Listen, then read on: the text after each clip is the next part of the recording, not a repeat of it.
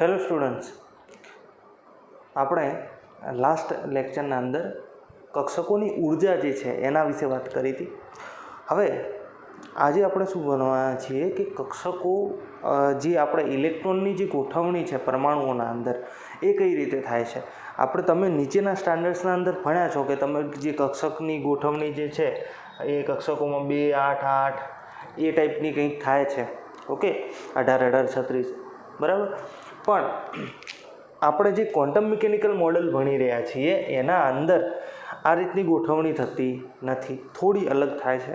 Okay, એના અંદર શું હોય, કક્ષકોના અંદર આપણે કક્ષકો ભણ્યા કઈ તો પીના અંદર પી પેટાકોષ છે તો એના અંદર 3 કક્ષકો છે, PX, PY, PZ બરાબર. ડી પેટાકોષ છે તો એના અંદર 10 કક્ષકો છે, 5 કક્ષકો છે. તો આ બધી જે કક્ષકો છે એના અંદર ઇલેક્ટ્રોનની ગોઠવણી કઈ રીતે થાય છે એના વિશે આપણે ચર્ચા કરવાના છીએ આજે.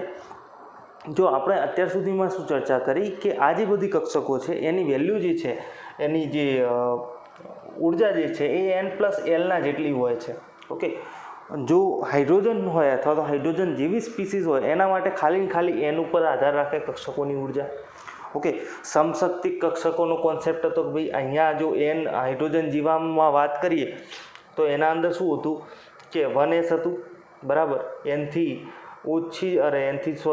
વધારે જે ઉર્જા છે એ 2sમાં હોય અને એમાં 2s ને 2pની ઉર્જા કેવી હોય, સેમ હોય બરાબર. તો આ બંનેને શું કહેવાય, સમશક્તિક કક્ષકો કહેવાય. સમશક્તિક કક્ષકો કહેવાય, ડીજનરેટેડ ઓર્બિટલ્સ કહેવાય બરાબર. એ રીતે ત્રીજા કોષના અંદર 3s, 3p અને 3dની ઉર્જા કેવી થઈ જાય, સરખી થઈ જાય. કોના માટે? હાઇડ્રોજન માટે. હાઇડ્રોજન અને હાઇડ્રોજન જેવી સ્પીસીસના માટે આ લાગુ પડે. જો હાઇડ્રોજન સિવાયની સ્પીસીસ હોય તો એના માટે n+Lની વેલ્યુ આપણે જોવી પડે બરાબર. તો 1sની જે વેલ્યુ છે n+Lની કેટલી થાય, તો 1s માટે n = 1 અને L = 0 બરાબર. તો 1 થશે. 2s માટે શું થાય, 2 + 0 બરાબર 2. 2p માટે શું થાય, 2 + 1 બરાબર 3 બરાબર. 3s માટે શું થાય, 3 + 0 બરાબર 3. તો આ બંનેની n+Lની વેલ્યુ કેવી આવી, સરખી આવી. તો હવે આ કેસમાં આપણે શું જોતા હતા કે જેની nની વેલ્યુ ઓછી એની ઉર્જા ઓછી બરાબર. જો સરખી n+Lની વેલ્યુ હોય તો જેની nની વેલ્યુ ઓછી એની ઉર્જા કેવી થાય, ઓછી થાય.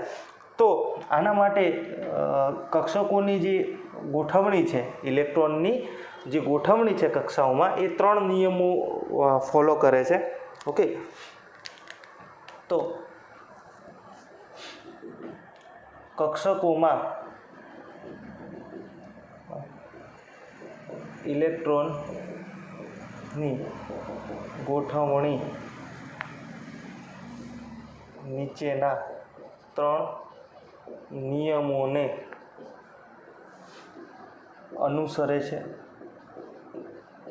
ઓકે, હવે આ 3 નિયમો કયા કયા, તો પહેલો જ છે આઉફબાઉનો નિયમ બરાબર. બીજો છે પૌલીનો નિષેધ સિદ્ધાંત અને ત્રીજો છે હુન્ડનો નિયમ. તો આ 3 નિયમો શેના માટે છે કે આપણે પરમાણુના અંદર જુદી જુદી કક્ષકોમાં ઇલેક્ટ્રોનની ગોઠવણી કઈ રીતે કરવી એના પર આ જ 3 નિયમો બનેલા છે. અને આ 3 નિયમનો ઉપયોગ કરી અને આપણે પરમાણુના અંદર ઇલેક્ટ્રોન એક પછી એક કઈ રીતે ગોઠવી શકીએ છીએ એના વિશે ચર્ચા કરવાના છીએ. તો આપણે સૌથી પહેલાં વાત કરીશું આઉફબાઉના નિયમ વિશે.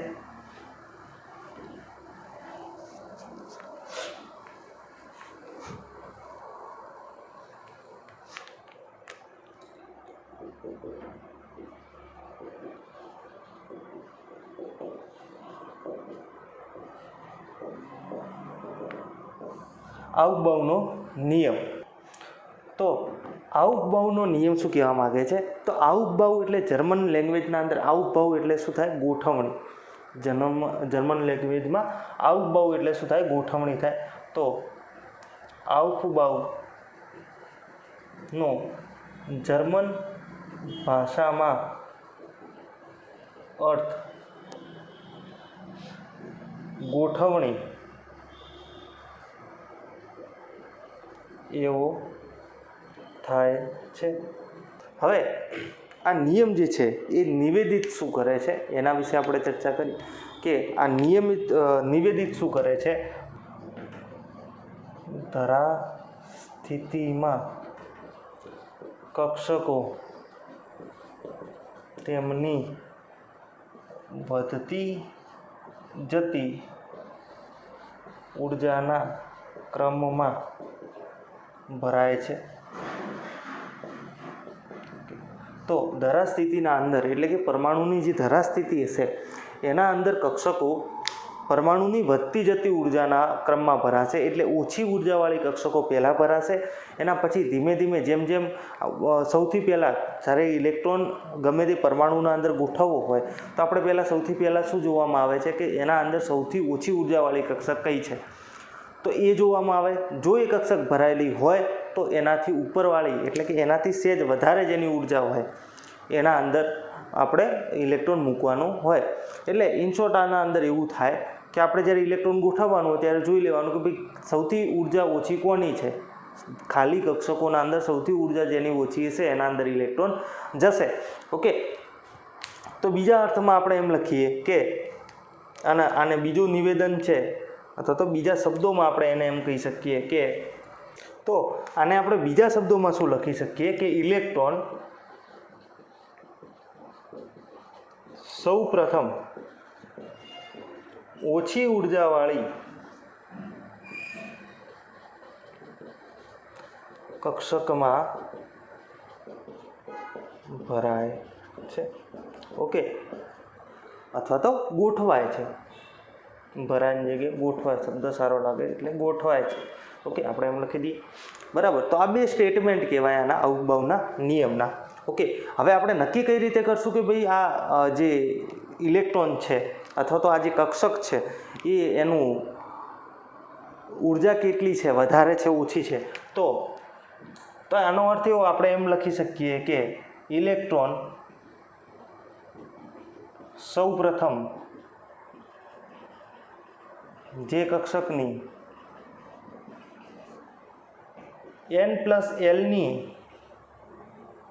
L+Nનું મૂલ્ય ઓછું હશે તેમાં ગોઠવાશે. ઓકે, તો આપણે એમ લખી શકીએ કે N+Lનું મૂલ્ય જેમાં ઓછું હશે એમાં ગોઠવાશે. અને એમાં જો N+Lનું મૂલ્ય સરખું હોય, N+Lનું મૂલ્ય સરખું હોય તો જે કક્ષકનો મુખ્ય ક્વોન્ટમાંક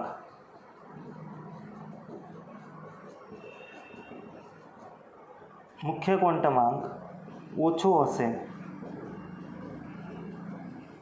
તેમાં ગોઠવાશે.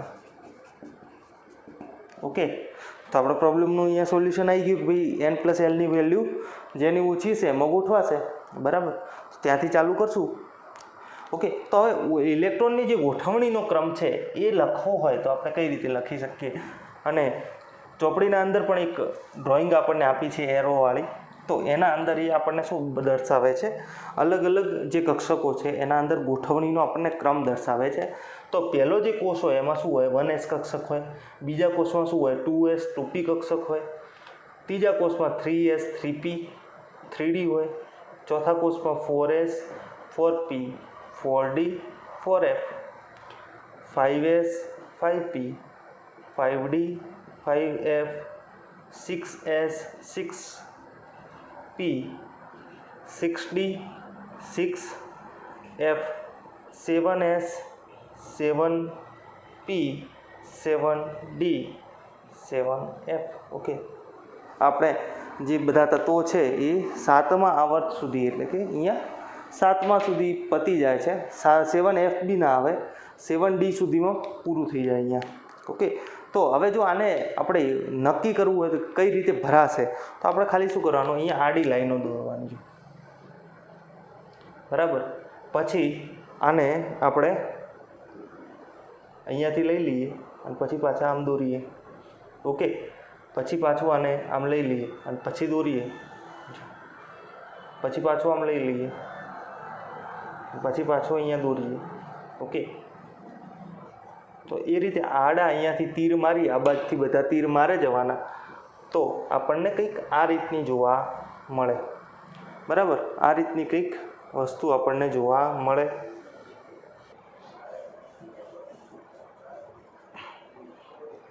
આ રીતની આપણને કંઈક જોવા મળશે.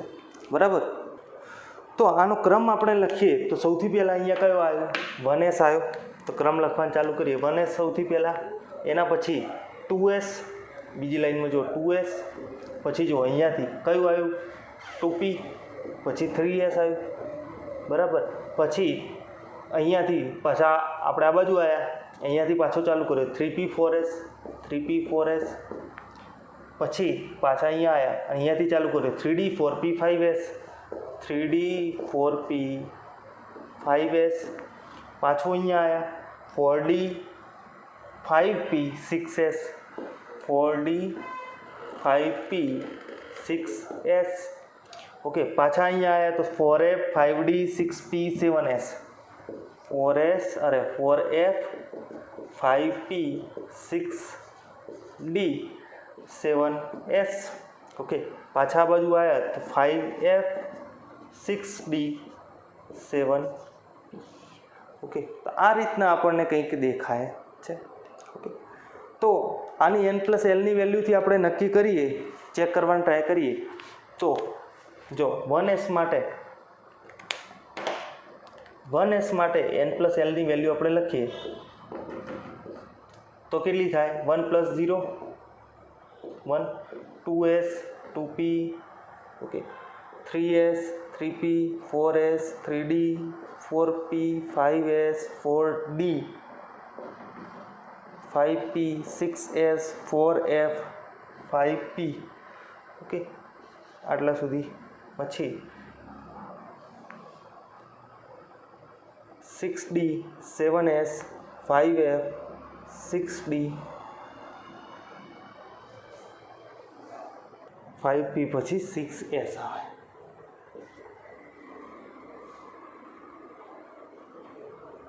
હમ 5p 6s, પછી 4f 5d અને 6p. આ રીતે. તો 6p 7s 5f 6d 7p. Okay, તો અહીંયા શું થાય? 2 + 0. આ જો આ બધી આગળ જે લાઈન લખેલી છે એ બધા છે ની જે એલની વેલ્યુ છે. એના પછી એસ માટે આપણને ખબર છે એસ પી ડી એફ, એલની વેલ્યુ શું થાય? 0 1 2 3. ઓકે, તો હવે આપણને શુદ્ધ ભાવે અહીંયા કે 2 + 1 = 3, 0, અરે અહીંયા 2 આવશે, 3 + 0 3. ઓકે, પણ આમાં શું છે? જો બંનેમાંથી એનની વેલ્યુ કોની ઓછી? તો 2pની વધારે, તો 2p પહેલાં ભરાય જ છે, અહીંયા જોઈ લો. પછી 3s ભરાય છે, અહીંયા 3 + 1 = 4, અહીંયા 4 + 0 = 4. ઓકે, બંનેની 4 4 છે. ઓકે, પણ અહીંયા એનની વેલ્યુ કોની છે? 3pની ઓછી છે, એટલે 3p પહેલાં ભરાય છે, 4s પછી ભરાય છે. ઓકે, હવે જો અહીંયા 3d 4s ના પછી ભરાય. કેમ? એનું કારણ છે, જો 3 + 2, ડી માટે કેટલા છે? 2, તો 5. n+lની વેલ્યુ વધારે છે. તો અહીંયા આપણને ડિફરન્સ જોવા મળે કે પહેલાં 4s ભરાય છે, એના પછી 3d ભરાય છે. ભલે 4s એ ચોથા કોષની કક્ષક છે અને 3d એ ત્રીજા કોષની કક્ષક છે, પણ છતાંય 3dનું જે અંદરના કોષની કક્ષક છે એ પછી ભરાય. કેમ? કે એની n+lની વેલ્યુ વધારે છે, એટલા માટે. પછી જો 4f 3d પછી 4p આવશે.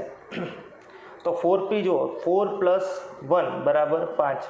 ઓકે, તો આ બંનેની સરખી થતી હતી, પણ 3d જે છે એનો એનની વેલ્યુ ઓછી, એટલે કે એના કોષ છે એ ઓછો હતો, એટલે આપણે 3d પહેલાં ભરી પછી 4p ભરી. આ જે ક્રમ છે એ દરેક જગ્યાએ ચાલુ રહેશે. જો 5 + 0 = 5. હવે જો 4d આવી તો 4 + 2 = 6. અહીંયા 5 + 1 = 6. તો જો અહીંયા પણ 5s પહેલાં પછી 4d ભરાણ. ઓકે, જો એફ કક્ષક ચાલુ થઈ ગઈ છે 4થી પણ હજી ભરાણી નથી, એ ક્યાં ભરાય? જો 6 + 0 = 6 થયા. ઓકે, તો આ ત્રણની સરખી આવી n + l ની વેલ્યુ. તો પણ nની વેલ્યુ આપણે જોઈએ તો એ પ્રમાણે 4d પહેલાં આવશે, પછી 5p, પછી 6s. હવે જો 4f આવી તો 4 + 3 = 7. ઓકે, 5p એટલે 5 + 2 = 7. ઓકે, એટલે આપણે પહેલાં 4p ભરી, 4f ભરી, પછી 5p. એ રીતે આનું વેલ્યુ તમે કાઢી શકો છો. ઓકે, તો આ જે ક્રમ છે એ સળંગ આપણને જોવા મળે. હવે જો આપણે આગળના ચેપ્ટરના અંદર તમે જોશો કે આ હું કાઢી દઉં છું. ઓકે, તો આ પ્રમાણે અવબહુનો નિયમ જે છે એ કામ કરે. ઓકે, આપણે n + l ની વેલ્યુથી આપણે ઇલેક્ટ્રોન ગોઠવી શકીએ. તો પણ આના અંદર આપણને ખબર શું પડે? આના અંદરથી આપણને પેટાકોષ ખબર પડે. શું ખબર પડે? પેટાકોષ ખબર પડે. જો આ બધા છે એ શું લખેલું છે? પેટાકોષ લખેલા છે. ઓકે, હવે પેટાકોષના અંદરે મલ્ટિપલ કક્ષકો હોય, જેમ કે અહીંયા એસની તો વાંધો નથી, પણ પીથી આગળના જે પેટાકોષ છે એના અંદર પીના અંદર 3 કક્ષકો છે, ડીના અંદર 5 છે અને એફના અંદર 7 છે. તો એ બધી કક્ષકોમાં કઈ રીતે ઇલેક્ટ્રોનની ગોઠવણી થાય એના માટે જે છે એ બીજો અને ત્રીજો નિયમ છે એ કામમાં આવે. તો બીજો નિયમ કોનો છે? તો એ છે પોહલીનો નિષેધનો નિયમ. પોહલીનો નિષેધ સિદ્ધાંત. તો પોહલીનો નિષેધ સિદ્ધાંત શું કહે છે? તો એનું જો આપણે સ્ટેટમેન્ટ લખવું હોય તો આપણે આ રીતે લખી શકીએ કે કોઈ પરમાણુના કોઈ પણ 2 ઇલેક્ટ્રોનના ચારે ક્વોન્ટમ આંક સરખા હોઈ શકે નહીં. ઓકે, પરમાણુના કોઈ પણ 2 ઇલેક્ટ્રોનના કદી 4 ક્વોન્ટમ આંક સરખા હોઈ શકે નહીં, એવો પોહલીનો નિયમ કહે છે. એને જો બીજા શબ્દોમાં લખવું હોય તો આપણે એમ લખી શકીએ, અથવા નહીં, આપણે બીજું સ્ટેટમેન્ટ પણ લખી જ શકીએ કે એક કક્ષકમાં માત્ર 2 જ ઇલેક્ટ્રોન સમાઈ શકે અને આ 2 ઇલેક્ટ્રોનની સ્પિન એકબીજાથી વિરુદ્ધ હોવી જોઈએ.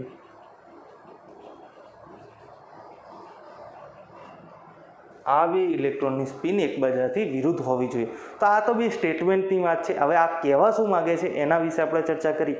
તો જો 4 ક્વોન્ટમ આંક સરખા હોઈ શકે નહીં, પણ એના પહેલાં આપણને ખબર તો હોવી જોઈએ ક્વોન્ટમ આંક કયા કયા છે. ઓકે, ભૂલી ગયા હશો n m.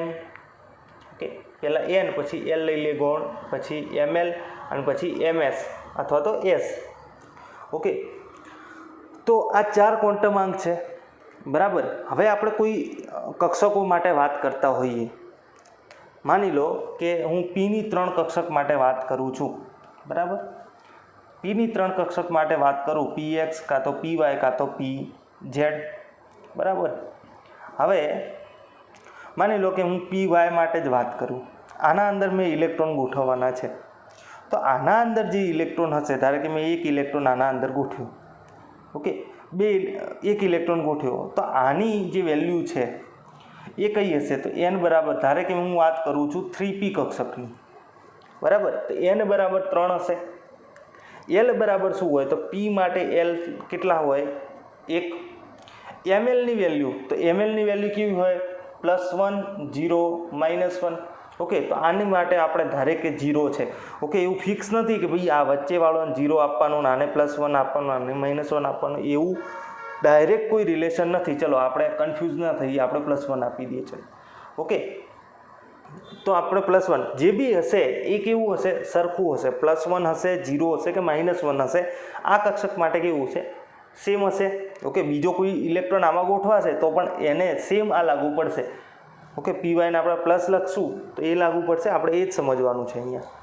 આ જે સ્પિન છે એમએસ છે, તો એમએસમાં ખાલી બે જ વેલ્યુ આવે, કાં તો +½ હોય કાં તો -½ હોય. એના સિવાય કોઈ ત્રીજી વેલ્યુ આવતી નથી દરેકે દરેક કક્ષકના માટે. આપણે ચર્ચા કરીએ વખતે. ઓકે, કેમ કે એની સ્પિન કાં તો આમ હોય કાં તો આમ હોય, એટલે એકબીજાથી વિરુદ્ધ સ્પિન દર્શાવે. એકને પ્લસ કહો એકને માઇનસ કહો, આપણને ખબર છે. તો આને ધારે કે +1 ધારીએ. આના અંદર જ્યારે બીજો ઇલેક્ટ્રોન ગોઠવીએ તો એની સ્પિન કેવી હશે, આ જે ઇલેક્ટ્રોન છે એનાથી વિરુદ્ધ હશે. પણ એના માટે એનની વેલ્યુ તો 3 જ રહેવાની બીજા ઇલેક્ટ્રોન માટે. ઓકે, આ પ્રથમ ઇલેક્ટ્રોન, આ બીજો ઇલેક્ટ્રોન. તો એના માટે જો જ્યારે તમે કદાચ આ લખો ને તો આ વસ્તુ ના લખતા. તો એના માટે જે બીજો ઇલેક્ટ્રોન છે એના માટે એનની વેલ્યુ સેમ રહેશે, એલની વેલ્યુ પણ શું રહેશે, 1 રહેશે. એમએલની વેલ્યુ પણ અહીંયા ધારે કે અમે +1 ધારી હતી તો પીવાયમાં જ ગોઠવાય છે તો એ પણ +1 જ રહેવાની. ઓકે, 0 હશે તો 0 રહેશે, -1 હશે તો -1 રહેશે. ઓકે, કેમ કે કક્ષકની એમએલની વેલ્યુ પણ બદલાશે નહીં. સ્પિન જે છે એ શું થઈ જાય, એનાથી વિરુદ્ધ છે એટલે આને આપણે દઈએ -½ આપી દઈએ. ઓકે, હવે જો ત્રીજો ઇલેક્ટ્રોન આમાં ગોઠવીએ તો શું થાય, તો જો આ 3 1 +1 આ તો સેમ રહેવાનું. પણ હવે આ બેમાંથી એક વેલ્યુ આપણે ચોઈસ કરવી પડે. અહીંયા કાં તો +½ આવે કાં તો -½ આવે. ઓકે, એટલે કાં તો એની સ્પિન આમ હશે કાં તો એની આમ હશે. ત્રીજા ઇલેક્ટ્રોનની વાત કરું છું. ત્રીજા ઇલેક્ટ્રોનની સ્પિન કાં તો આમ હશે કાં તો બીજી વિરુદ્ધ દિશામાં હશે, કાં તો આપણે એમ જ કહી દઈએ કે ભાઈ કાં તો સમઘડી દિશામાં હશે. ઓકે, ક્લોકવાઇઝ હશે કાં તો એન્ટી ક્લોકવાઇઝ હશે. બે પોસિબિલિટી છે, એના સિવાય કોઈ ત્રીજી પોસિબિલિટી છે નહીં. બરાબર, સ્પિન. તો એની વેલ્યુ કદાચ તમારી +1 ½ આવે કાં તો -½ આવે. ઓકે, તો એનો અર્થ એવો થાય કે અહીંયા આ જે ત્રીજો ઇલેક્ટ્રોન છે એના ચારેય ક્વોન્ટમ આંક અલગ થશે નહીં. કેમ કે જો આ ચારેય ક્વોન્ટમ આંકમાં એક જો ત્રીજો ગોઠવવા જઈએ તો આ ત્રીજાનો ચોથો જે ક્વોન્ટમ આંક છે એટલે કે સ્પિન ક્વોન્ટમ આંક છે એ કાં તો પહેલા ઇલેક્ટ્રોન જેવો હોય કાં તો બીજા ઇલેક્ટ્રોન જેવો હોય. તો આ જે સ્ટેટમેન્ટ છે એ ફોલો થાય નહીં કે કોઈ પણ બે ઇલેક્ટ્રોનના ચારેય ક્વોન્ટમ આંક સરખા હોઈ શકે નહીં. આ તો જો અહીંયા જો ત્રીજો ગોઠવીએ અને આપણે એમ કહીએ કે આ +½ છે. ઓકે, તો એનો અર્થ એવો કે આ જે ઇલેક્ટ્રોન છે અને આ ઇલેક્ટ્રોન છે એના ચારે ચાર ક્વોન્ટમ આંક કેવા થઈ ગયા, સરખા થઈ ગયા. પણ એ તો પોલીના સિદ્ધાંતના નિષેધ સિદ્ધાંત પ્રમાણે ચાલે નહીં. ઓકે, એટલા માટે એમ કહેવામાં આવ્યું છે કે એક કક્ષકમાં માત્ર 2 ને 2 જ ઇલેક્ટ્રોન હોવા જોઈએ અને એની સ્પિન પણ કેવી હોય, એકબીજાથી અલગ હોય તો જ આ નિયમ જે છે એ ફોલો થાય. બરાબર, તો એની સ્પિન એકની ½ રહેશે એકની +½ રહેશે, એ -½ રહેશે એકની +½ રહેશે. તો જ્યારે બી આપણે ઇલેક્ટ્રોન ગોઠવીશું કક્ષકના અંદર એટલે એ હંમેશા આ રીતે દર્શાવાય. જો આ એક કક્ષક હોય તો એક આ રીતે ને એક આ રીતે દર્શાવાય છે. કેમ આ રીતે દર્શાવાય? કેમ કે બે એકબીજાથી વિરુદ્ધ સ્પિન અહીંયા ઇન્ડિકેટ કરે છે એટલા માટે. ઓકે, તો આ પોલીનો જે છે એ નિષેધ સિદ્ધાંત છે. ઓકે, હવે એટલા માટે જ આપણે કોઈ પણ બે કક્ષકના અંદર એટલે કોઈ પણ એક કક્ષકના અંદર ખાલી 2 ને 2 જ ઇલેક્ટ્રોન ગોઠવી શકીએ છીએ. એનાથી વધારે ઇલેક્ટ્રોન આપણે ગોઠવી શકતા નથી. ઓકે, એટલા માટે જ આપણે લખ્યું હતું કે ભાઈ 2n² જેટલા કક્ષક ગમે તે કોષના અંદર n નંબરનો કોષ હોય, ઓકે, તો એના અંદર 2n² જેટલા ઇલેક્ટ્રોન જે છે એ હાજર હોય. કેમ કે n² જેટલી કક્ષકો હોય દરેક કોષના અંદર. ધારો કે n નંબર એટલે ત્રીજા નંબરનો કોષ હોય તો 3² જેટલી એટલે કે ટોટલ 9 કક્ષકો હોય અને 2 × 2 કરો એક કક્ષકમાં 2 ઇલેક્ટ્રોન એટલે કેટલા થાય, 18 ઇલેક્ટ્રોન થાય. ઓકે, તો એટલા જ માટે આપણે લખ્યું હતું કે 2n² જેટલી કક્ષકો આવેલી હોય. ઓકે, હવે આના પછીનો જે નિયમ છે છેલ્લો, વુન્ડનો મહત્તમ ગુણકતાનો નિયમ. વુન્ડનો મહત્તમ ગુણકતા અથવા તો મહત્તમ ભ્રમણનો નિયમ.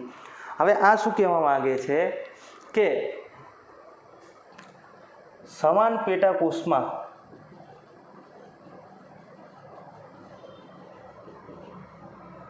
કક્ષકોમાં સમાન પેટાકોષની કક્ષકોમાં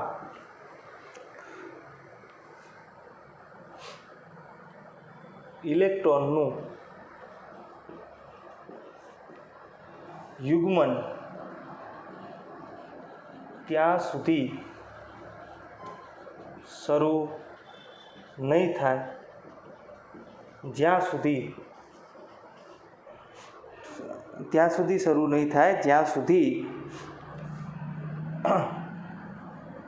પેટાકોષની દરેક કક્ષકમાં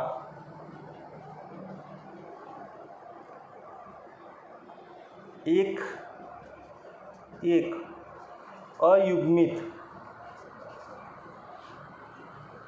ઇલેક્ટ્રોન ન હોય. ઓકે, અથવા તો પેટાકોષની દરેક કક્ષકમાં એક ઇલેક્ટ્રોન ગોઠવાયેલા હોય નહીં. ઓકે, અથવા આપણે એમ લખી શકીએ, જો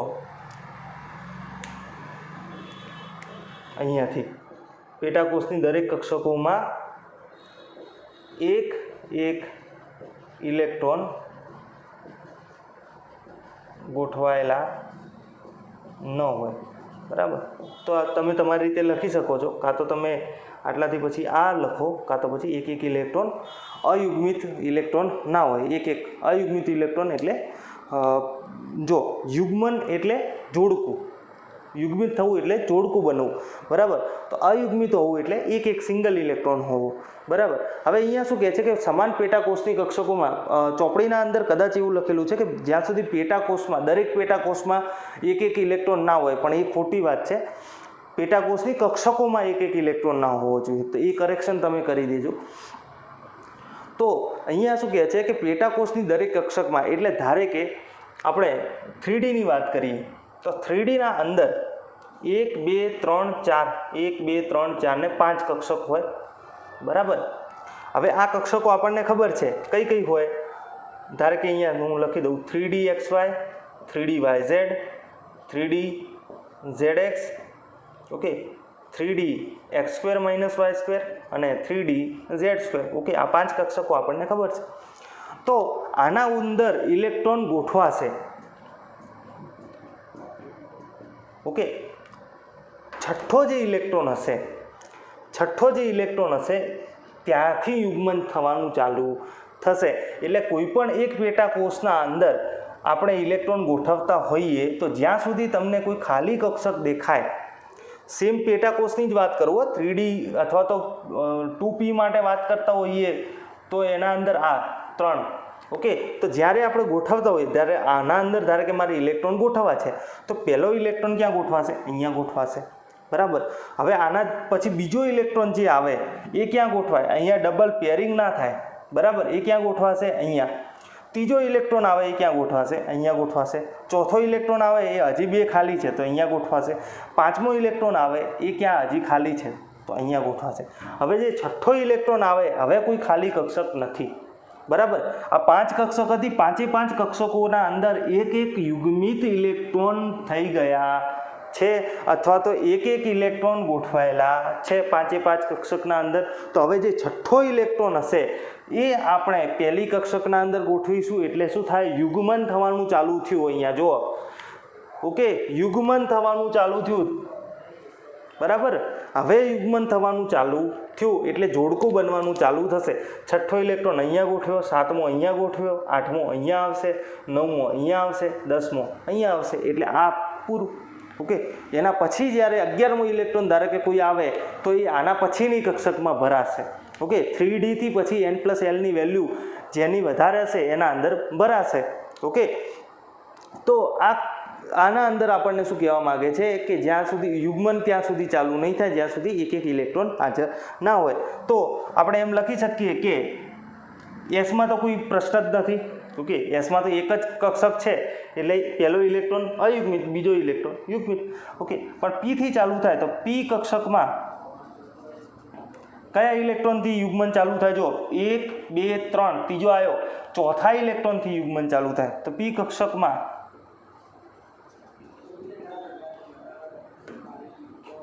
ચોથા ઇલેક્ટ્રોનથી એટલે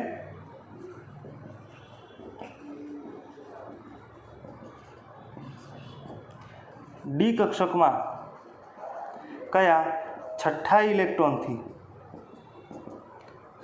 એફ કક્ષકમાં કયા ઇલેક્ટ્રોનથી થશે? એમાં ટોટલ 7 કક્ષકો હોય. જો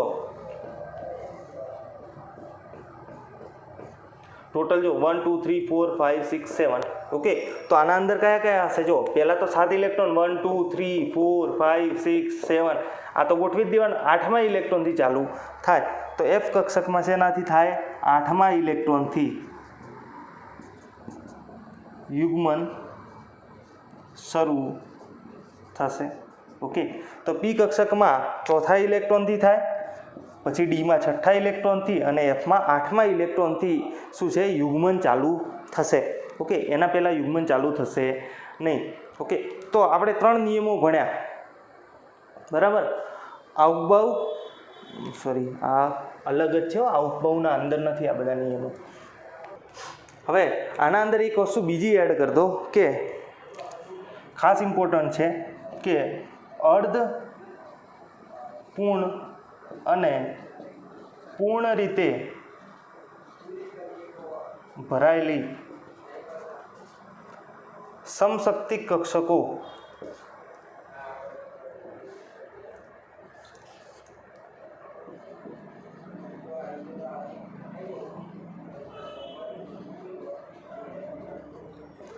વિશેષ સ્થાયીતા દર્શાવે છે. કે હવે આની આપણે ચર્ચા કરીએ થોડી વાર પછી, પણ અત્યારે ખાલી તમે નોટ કરી લો કે ભાઈ અર્ધપૂર્ણ અને પૂર્ણ રીતે ભરાયેલી સમશક્તિ કક્ષકો વિશેષ સ્થાયીતા દર્શાવે છે. ઓકે, તો હુડનો મહત્તમ ગુણવત્તાનો નિયમ આર્યો. ઓકે, તો આપણે 3 નિયમો ભણ્યા ટૂંકમાં: આઉટબાઉ, પોલી અને હુડનો નિયમ. ઓકે, આઉટબાઉનો નિયમ શું કહે છે આપણને? કે ભાઈ તમે n+Lની વેલ્યુ જુઓ અને એ પ્રમાણે પેટાકોષ એક પછી એક ભરતા જાઓ. બરાબર, પહેલાં 1s ભરાશે, પછી 2s, પછી 2p, બરાબર, પછી 3s, પછી 3p, પછી 3s 3p, પછી 4s ભરાય, પછી 3d ભરાય. ઓકે, તો આ રીતે જવાશે. પછી આપણને શું કહે છે? પોલીનો નિષેધ સિદ્ધાંત. તો પોલીનો નિષેધ સિદ્ધાંત આપણને એમ કહે છે કે ભાઈ કોઈ પણ એક કક્ષક હોય એના અંદર 2 થી વધારે ઇલેક્ટ્રોન હોવા જોઈએ નહીં. ઓકે, અને આપણો આખો જે પરમાણુ હોય એના કદી 4 ક્વોન્ટમ આંક સરખા હોવા જોઈએ નહીં. તો આપણે જો એક કક્ષકના અંદર ત્રીજો ઇલેક્ટ્રોન ગોઠવીશું તો એનો સ્પિન ક્વોન્ટમ આંક છે એ સરખો થાય. ઓકે, જો 3Dનો ઇલેક્ટ્રોન હોય, ઓકે, 3Dમાં ઇલેક્ટ્રોન હોય અને 4sમાં ઇલેક્ટ્રોન હોય તો એનો તો પહેલાં nની વેલ્યુ જ અલગ થઈ ગઈ, એટલે એ તો આપણે એની તો ચર્ચા કરવાના જ નહીં. 3D અને 3pની વાત કરીએ તો nની વેલ્યુ સેમ છે, પણ D અને P માટે Lની વેલ્યુ અલગ છે, તો બીજો ક્વોન્ટમ આંક એનો અલગ થઈ ગયો. બરાબર, તો આપણે ચર્ચા શેની કરવી પડે? એક જ પેટાકોષ અને એના અંદર પણ એક જ કક્ષકની વાત કરવી પડે. એક જ પેટાકોષમાં n અને Lની વેલ્યુ સરખી હશે, પણ mlની વેલ્યુ શું હશે? અલગ હશે. કેમ કે P છે તો P માટે 3 mlની વેલ્યુ છે, +1 0 -1. તો આ જે 3 ઇલેક્ટ્રોન હોય, બરાબર, તો એની એકની વેલ્યુ +1 હશે, બીજાની 0 હશે અને ત્રીજાની -1 હશે. ઓકે, તો એનો ત્રીજો ક્વોન્ટમ આંક અલગ થઈ જાય. પ્રોબ્લેમ ક્યાં થાય? સ્પિન ક્વોન્ટમ આંકમાં આપણે જોવું પડે કે ભાઈ સ્પિન ક્વોન્ટમ આંક છે એ ત્રીજા ઇલેક્ટ્રોનનો કેવો થાય? સરખો થાય. કેમ કે એમાં એક કક્ષકમાં 2 જ પોસિબિલિટી છે, +1/2 અને -1/2. ઓકે, પછી આ હુડનો મહત્તમ ગુણવત્તાનો નિયમ આવે કે ભાઈ યુગ્મન ત્યાં સુધી સ્ટાર્ટ નહીં થાય જ્યાં સુધી દરેક કક્ષકના પેટાકોષની દરેક કક્ષકના અંદર એક ઇલેક્ટ્રોન ના ગોઠવાયેલો હોય. એટલે ડી પેટાકોષ હોય તો એના અંદર 5 કક્ષક હોય તો 5 ઇલેક્ટ્રોન 5 કક્ષકમાં હોવા જોઈએ અને પછી છઠ્ઠા ઇલેક્ટ્રોનથી આપણે યુગ્મન ચાલુ કરવાનું. ઓકે, તો આ 3 નિયમો હતા.